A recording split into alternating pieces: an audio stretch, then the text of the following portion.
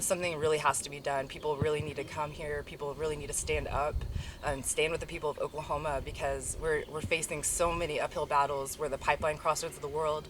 We have more earthquakes than anywhere else in the entire world because of fracking, so it's completely avoidable. And just knowing that all the pipelines that are coming through the United States, they intersect in Cushing, Oklahoma. We've already experienced so many oil spills. We have earthquakes every day now, an average of one earthquake a day, and that's all completely avoidable. We barely ever had any earthquakes before 2009, and now the USGS is saying that we're in for like a 8.0 or 9.0 earthquake, and that's terrifying. It's a beautiful time to be on the land, get out of the city, get off the internet, continue to connect and share these stories. I mean, just look at what it's doing. It's going down the Trail of Tears, and they're digging up our ancestors and stuff. And this is my ancestors' land right here that we're on. I've been here in 40 years. We are here because the pipeline is crossing not only waterways, but the Native American Trail of Tears that goes through Arkansas. And that's where my husband and my children's family, some of them died on the way over here.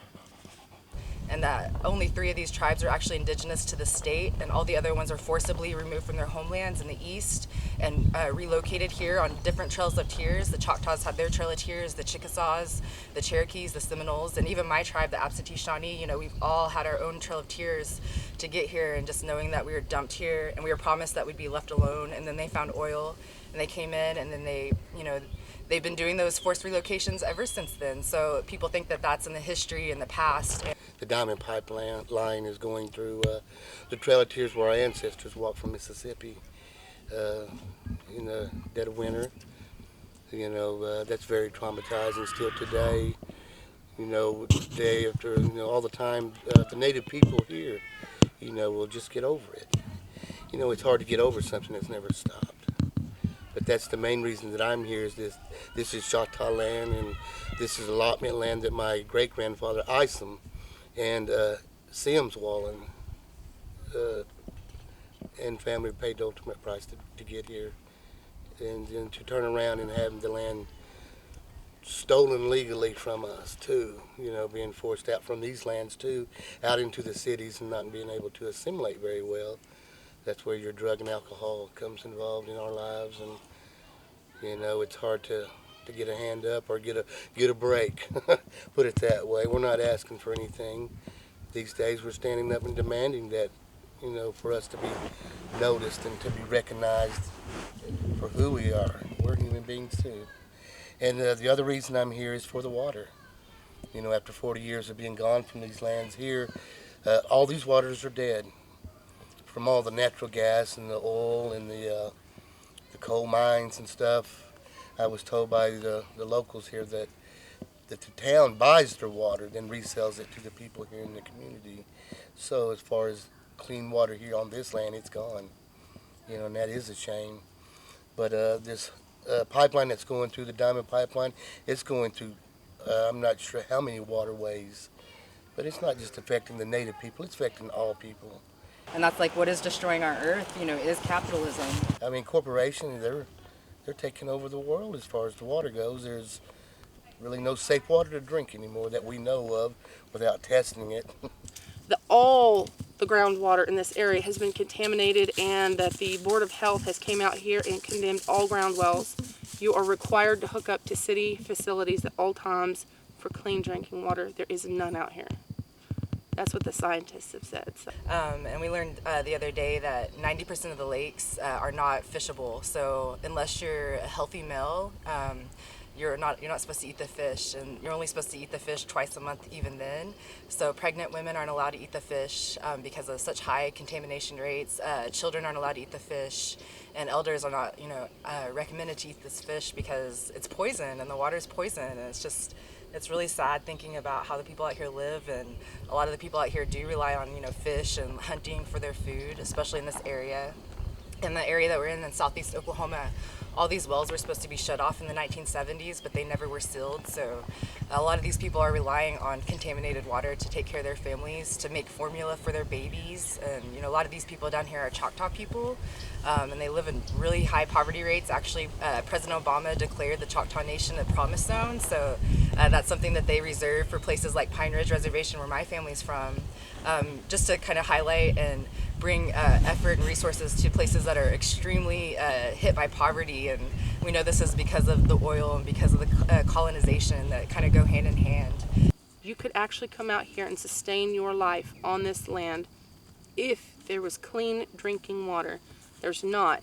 So instead of being able to come out here and live naturally, you have to supplement that by hooking up to what they say is clean water. By scientific standards, they say it's clean, but it does contain so many parts per million of contaminants in it, and they're okay with that. The government, like the city officials, they'll send out like little letters in the mail saying, well, it is contaminated, but only so many parts per million. It's still safe to drink, but it is known to cause cancer.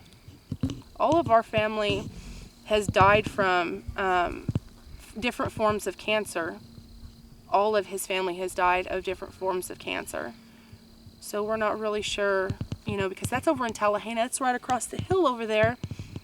We're not so sure what's causing all the cancer over there, but there's a high rate of cancer.